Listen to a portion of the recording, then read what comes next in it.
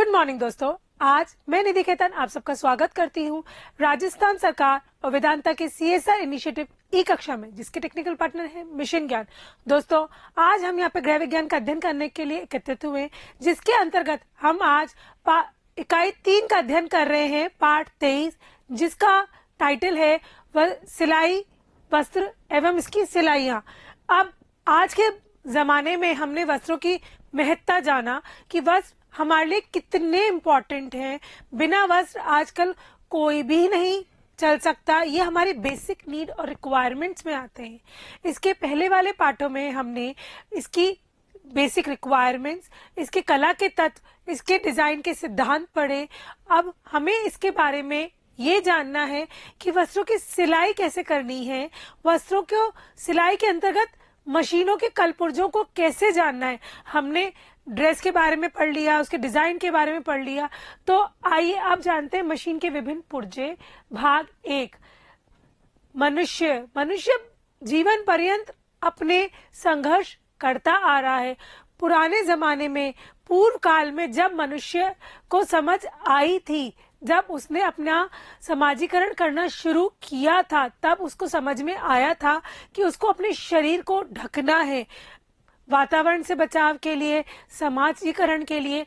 तो उस समय कपड़े तो अवेलेबल थे नहीं, तो वो क्या करता था, अपने पेट भरने के लिए शिकार करता था और पशुओं की छाल निकाल के अपने तन को ढकता था। इस तरह से इवोल्यूशन होता गया, धीरे धीरे और आगे बढ़ता गया, नवीनीकरण आता गया और वो पेड़ों के पत्तों को आपस में जोड़कर सिलाई करके पहनना शुरू कर दिया। इसके अंतर्गत उसने और आगे नवीनीकरण करता चला गया, धीरे धीरे और समाजीकरण हुआ, सभ्यता स्थापित हुई। उसके अंतर्गत विभिन्न पोशाकें, विभिन्न तंतु रेशों का आविष्कार हुआ, जिसके अंतर्गत उनके कपड़ों की सिलाई शुरू हुई। पूर्व जमाने में क्या करते थे, हमारे घर के अंदर कपड़े बनाने होते थे तो घर में ही कटाई छटाई होके घर में ही उस कपड़े का सिलाई करी जाती थी, किसी भी प्रकार से धागे के अंतर्गत। अब उस पोशाक के निर्माण में बहुत समय, श्रम, शक्ति सबका व्यय होता था, क्योंकि एक पोशाक को बनाने में 2 या 3 दिन लगते थे, जो आज 10 या 15 मिनट में भी तैयार हो जाती है, क्योंकि इतना स्पेशलाइजेशन हो गई, इतनी तरह की मशीनों का आविष्कार हो गया कि आपको कुछ भी हाथ से करने की जरूरत नहीं है। चाहे वो काज बटन लगाना हो, चाहे वो कशीदा हो, चाहे आपका टिच बटन लगाना हो, चाहे चेन लगाना हो, चाहे कुछ भी हो, सबके लिए एक नई मशीन का आपके लिए उपलब्धता तैयार है। अब इस कड़ी में देखा जाए तो सर्वप्रथम सिलाई मशीन का आविष्कार किसने किया? सर्वप्रथम सिलाई मशीन का आविष्कार एक अंग्रेज ने सन 1790 में हुआ था। इसके अनुसरण करते करते एक फ्रांसीसी व्यक्ति ने भी इसका आविष्कार किया, वो था 1830 में। इसका मतलब अगर देखा जाए तो पहली बार सिलाई मशीन का आविष्कार 1790 में हुआ था और उसके बाद 1830 में हुआ था। अब ये इतनी ज्यादा डेवलप्ड मशीनें नहीं बन पाई और सामान्य हर घर की जरूरत का हिस्सा नहीं बन पाई। धीरे धीरे और इसमें स्पेसिफिकेशन और नवीनीकरण आता गया। फिर इस जगत में 2 नाम बहुत उल्लेखनीय हैं, वो है AB विल्सन और आइजेटिक मैरियट सिंगर, जिनने बहुत ही उल्लेखनीय कार्य करा इस मशीन जगत के आविष्कार में। और आज भी सिंगर के नाम की मशीनें बहुत पुरानी और बहुत ही मार्केट को होल्ड करने वाली है। सिंगर के बाद में पैरों द्वारा संचालित मशीनों का भी आविष्कार करके कपड़े सिलना और अधिक सरल कर दिया। इस क्षेत्र में सर्वप्रथम सफलता एलियस द्वारा हुई थी और सन 1846 में पहली बार इसका सफलतापूर्वक निर्माण करा जा चुका था, जिसके अंतर्गत देखा जाए तो भारत में सर्वप्रथम 1935 में उषा मशीन, इसमें देखा जाए तो भारत में सर्वप्रथम 1935 में उषा कंपनी ने सिलाई मशीन का कारखाना स्थापित किया, जिसके अंतर्गत हमारे भारत देश में खुद में सिलाई मशीन का निर्माण या कार्यरत होने लगी और मशीनें बनने लगी, और धीरे धीरे ये मशीन सभी व्यक्तियों के घर की आम जिंदगी का हिस्सा बनने लगी। धीरे धीरे पैर की मशीन भी बनने लगी। तो अगर हम देखें तो उषा और सिंगर बहुत ही पुरानी मशीनें हैं, या कहा जाए तो ये नींव के पत्थर वाली मशीनें हैं जो आज दिन तक नया नया इनोवेशन लेके चलती जा रही है। जिसके अंतर्गत देखा जाए तो आज के जमाने में बहुत ही आधुनिक सिलाई मशीनें आपके लिए उपलब्ध है मार्केट में। आज जैसा कि मैंने कहा, कोई भी काम आपको हाथ से करने की जरूरत नहीं है। हुकाई करना है, काज बटन करना है, आपको क्या करना है, चेन लगानी है, कढ़ाई करनी है, जो भी करना है, तुरपाई करना है, उन सब के लिए मशीनें उपलब्ध है। कपड़ा डालिए, डिजाइन सेट कीजिए और आपका काम तैयार हो जाएगा। अब सारी मशीनें बिजली के द्वारा भी संचालित होती हैं, पैरों के द्वारा भी संचालित होती हैं। हाथ से तो पहले चलती ही थी। तो ये आप पे निर्भर करता है किस प्रकार की मशीन के द्वारा आप कार्य संपादन करना चाहते हैं। उसके अंतर्गत आप सिलाई मशीन को चुन के ले सकते हैं। मार्केट में आपके पास सस्ती से सस्ती और महंगी से महंगी दोनों वैरायटी की मशीनें उपलब्ध हैं, जिसके अंतर्गत आप गृह कार्य करना चाहते हैं, छोटा लघु उद्योग डालना चाहते हैं, या लार्ज स्केल पे, इंडस्ट्रियल स्केल पे सिलाई करना चाहते हैं, उसी के आधार पे सभी प्रकार की मशीनें आपके लिए उपलब्ध हैं। तो आइए इसके अंतर देखते हैं कि पहले हमने सब प्रकार की मशीनें देख ली, ये मशीन उपलब्ध है, वो मशीन उपलब्ध है। अब जब ये हमारी आम जिंदगी की, रोजमर्रा जिंदगी का एक हिस्सा बन चुका, तो हम हर चीज के लिए तो बाजार में जाएंगे नहीं कि भाई इसको क्या कहते हैं और इसका क्या करें। तो जब ये हमारी आम जिंदगी का हिस्सा बन जाता है तो हमें उस चीज के बारे में पूर्ण जानकारी होना अत्यधिक आवश्यक होता है। तो आइए हम सिलाई मशीन के विभिन्न कलपुर्जों के बारे में जानें, उनका क्या कार्य है, कैसे काम करते हैं और उनको कैसे ठीक कर सकते हैं, उसका ध्यान दें। दोस्तों, इस जगह मैं कहूंगी कि इसके की पॉइंट्स नोटबुक में कॉपी करते रहें। जैसे कि हमारे भारत देश में पहली बार सिलाई मशीन कब आई थी, आइए अब इनके की पॉइंट्स को नोट करते हुए नोटबुक में लिखते जाएं और समझते जाएं। और अगर इससे भी अच्छा होगा, आपके घर में अगर सिलाई मशीन है तो उसको लाके अपने सामने रखें। यहाँ पे मैं सिलाई मशीन में बताती जा रही हूँ और वहां आप सिलाई मशीन में खुद अपने हाथ से उसको हाथ लगा के समझते जाएंगे, तो वो एक बार में आपको ये पूरा क्लियर याद हो जाएगा। आइए सबसे पहले देखते हैं प्रेशर बार। प्रेशर बार एक दबाव छड़ के नाम से जानी जाती है। ये सामने की ओर लगी हुई होती है, गोलनुमा धातु की बनी हुई होती है। इसके नीचे प्रेशर फुटबार लगा हुआ होता है जो कि एक स्क्रू से अटैच्ड होता है और ये ऊपर की तरफ भी निकली हुई होती है। फिर आता है फीड डॉग। ये जैसा कि मैंने कहा प्रेशर फुटबार या दबाव पद भी कहा जाता है। ये जूते के नुमा होता है, एक तरफ छोटा और एक तरफ बड़ा। ये इसके नीचे लगा हुआ होता है। ये एक स्क्रू से अटैच्ड रहता है, जिसके अंतर्गत ये हम सिलाई करने के दौरान इसको दबा देते हैं तो ये कपड़े को दबा के रखता है और आपका कपड़ा सिलाई के दौरान इधर उधर नहीं कर सकता और निरंतर आगे की ओर चलता चला जाता है। बस आपको हल्का सा इशारा देने की जरूरत पड़ती है। इसी प्रेशर फुट को एक साइड ऊपर निकला हुआ है और नीचे ये आपका फीड डॉग लगा हुआ है, जिसे हमें फीड डॉग कहते हैं। सिलाई के समय कपड़े को दबाता है और इसे पैर भी कहा जाता है। फिर आपका आता है नीडल बार। ये प्रेशर बार के पास में ही आपका ये नीडल बार, नीडल छड़ लगी हुई होती है जो नीचे तक निकली हुई होती है। जब आपका ये हिलता है तब ये नीडल बार भी ऊपर नीचे हिल रही होती है और नीचे इसके सुई अटैच होती है। सुई को अटैच करने के लिए इसके साथ क्लैंप स्क्रू या सुई कसने का पेच होता है जो यहाँ पे फिट होता है, जिसके अंतर्गत वो सुई को अटका के रखता है। इस नीडल बार में इस तरह से एक ग्रूव बना हुआ होता है जो एक तरफ से तो फ्लैट और एक तरफ से गोलाई लिए हुए होता है। जो सुई होती है वो भी इसी प्रकार बनी हुई होती है।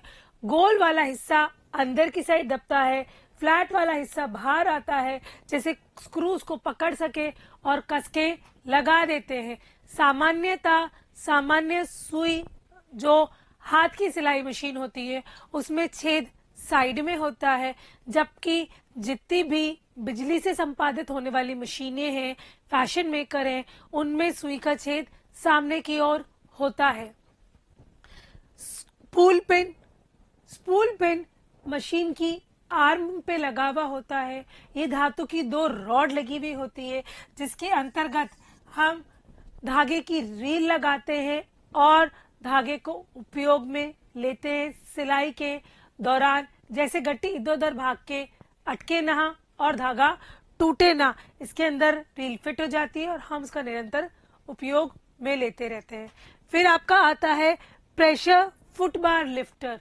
ये जो होता है ये आपके दबाव पद छड़ और फुटबार के बीच में एक घुमावदार हैंडल लगा हुआ होता है, जिसके अंतर्गत जब आपको ये प्रेशर फुटबार को नीचे करना होता है तो ये नीचे कर देते हैं, और जब आपकी सिलाई पूर्ण हो जाती है तो इसको वापस आप ऊपर कर देते हैं तो ये ऊपर हो जाता है और आप कपड़े को आराम से बाहर निकाल सकते हैं। तो ये प्रेशर बार की छड़ के मध्य में लगा हुआ होता है, जो फुटबार को ऊपर नीचे करने का कार्य करता है। फिर आपका आता है थ्रेड टेंशन डिवाइस एवं डिस्क। ये धातु की पतली 2 फिरकियों से बना हुआ होता है, जिसके अंतर्गत ये इस तरह से बना हुआ होता है। यहाँ पे स्प्रिंग लगी हुई होती है, ये आपका बना हुआ है, और स्पूल पिन से निकलने के बाद यहाँ एक लूप लगा हुआ होता है। यहाँ से धागा निकलने के बाद धागा इस टेंशन डिवाइस से होता हुआ आगे टेकअप लीवर में जाता है। इसको कसने से आप ये तय करते हैं कि धागा कितने खिंचाव से आगे निकलेगा और कितना लूज से आगे निकलेगा। ये आपका तय करता है कि आपकी जो सिलाई है वो बिल्कुल सही आ रही है या फिर लूज होगा तो आपकी सिलाई जो होती है वो छूट छूट के आने लग जाती है। तो थ्रेड टेंशन डिवाइस आपकी सिलाई का सामान्यता या रेगुलरिटी तय करता है कि कहीं धागा छूट छूट के तो नहीं आ रहा। अगर ये बहुत टाइट होगा तो सिलाई कर ही नहीं पाएंगे, 1-1 मिनट में धागा टूटता जाएगा, और ढीला होगा तो आपका टाका छूट छूट के आएगा। तो ये आपकी नॉर्मल परफेक्ट सिलाई के लिए धागे का टेंशन निश्चित करता है। इसको आप ढीला और टाइट भी कर सकते हैं इस स्प्रिंग की मदद से। टेकअप लीवर, जैसा कि मैंने कहा, धागा स्पूल पिन से एक यहाँ पे लूप लगा हुआ है उसमें गया है, फिर थ्रेड टेंशन डिवाइस में गया है, उसके बाद टेकअप लीवर में गया है।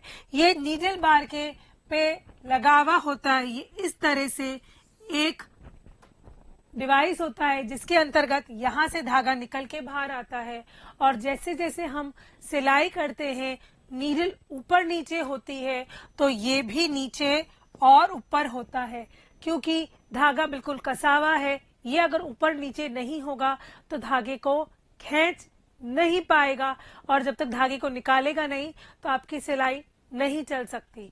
तो इसलिए इसको टेकअप लीवर कहा जाता है, और यहाँ से निकलने के बाद धागा सीधे आपके सुई में प्रो दिया जाता है, जैसे आप सिलाई कर सके।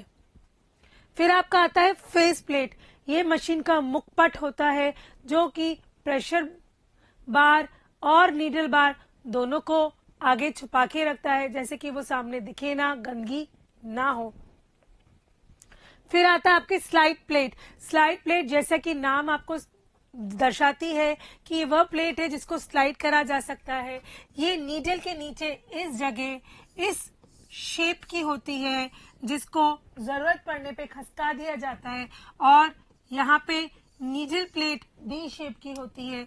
इसको हटाने के बाद नीडल प्लेट के नीचे बॉबिन को बॉबिन केस के अंदर फिट करके फिट किया जाता है, या नीचे कोई धागा अटक गया या कुछ की चीज गिर गई या गंदगी हो गई तो स्लाइड प्लेट को खसका के यहाँ पे उपयोग में लिया जाता है।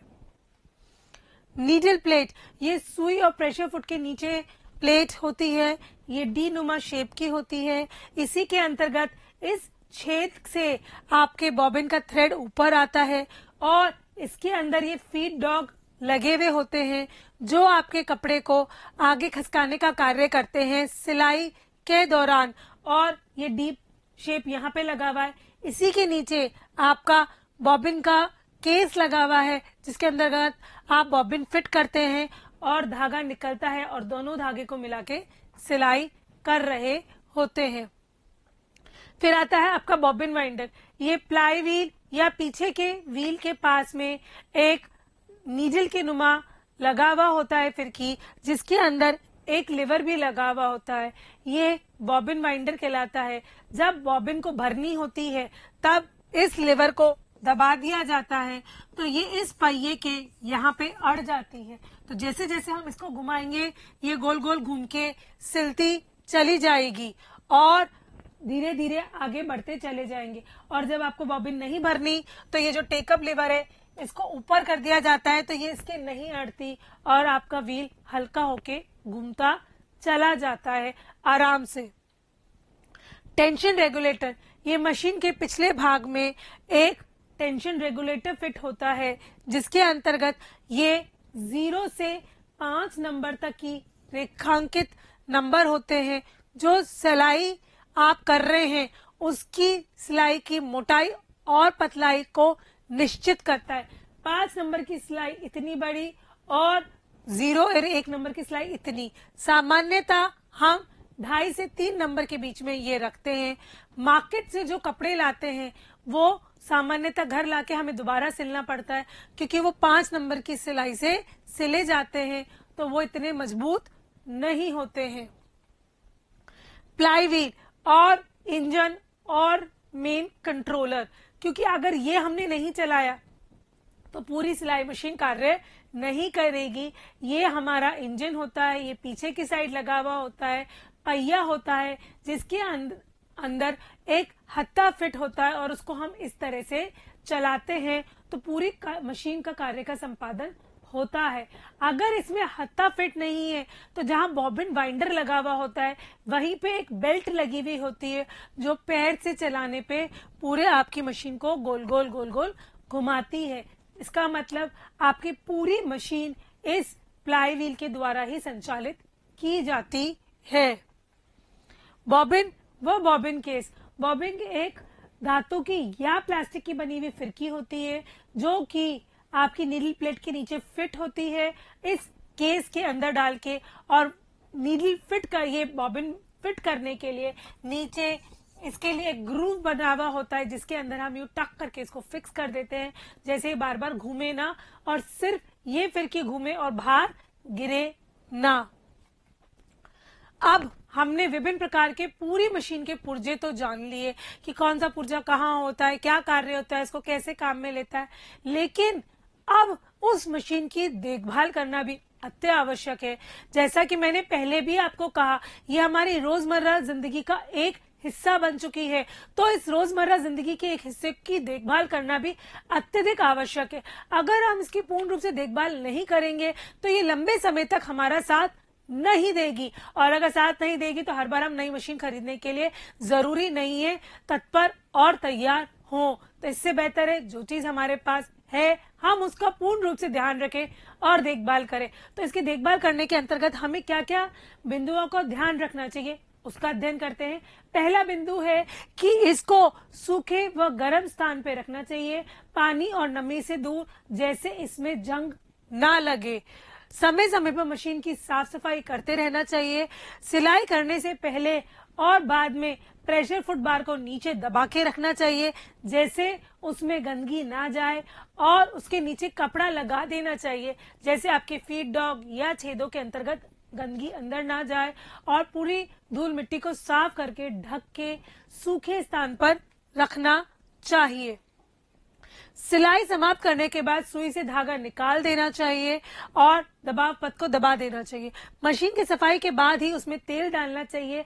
अगर आप सफाई के पहले तेल डाल देंगे तो जितनी मिट्टी उसके अंदर है वो उसके अंदर और चिपक जाएगी और जाम कर देगी। और उसके बाद तेल डालने के बाद कुछ समय के लिए उसको धूप में रख देना चाहिए, जैसे हर कल पुर्जे में वो तेल आराम से पैर जाए। समय समय पर मशीन के पुर्जों को खोलकर साफ कर तेल डालकर धूप देना चाहिए और वापस उसको रीफिट करना चाहिए। अब हमें मशीन के अंदर बार बार बोल रही हूँ तेल डालना चाहिए, तेल डालना चाहिए, तो आखिर डालना कहाँ चाहिए? तो मशीन के अंदर तेल डालने के लिए भी एग्जैक्ट बिंदु बने हुए हैं जिनके अंतर्गत ही हमें तेल डालना चाहिए, अपनी मनचाही जगह नहीं डाल सकते। और इस मशीन में हम अगर ध्यान दें तो ये देखिए आपके इंजन के द्वारा, आर्म के द्वारा ये रॉड से ये सब चीजें अटैच्ड हैं और कार्य संपादन कर रही है। जैसे जैसे ये घूमती है वैसे वैसे ये आगे पीछे होके पूरी मशीन का संचालन करती है। अब आइए इसके अंतर्गत देखते हैं कि हमें कहाँ कहाँ तेल डालना है। उस जगह छेद बने हुए होते हैं और ऊपर ऑयल लिख के ऑयल का निशान बना हुआ होता है, उसी जगह 2-2 बूंद तेल डालने चाहिए। और ये सिर्फ हाथ के चलाने वाली सिलाई मशीनों में ही तेल डालते हैं।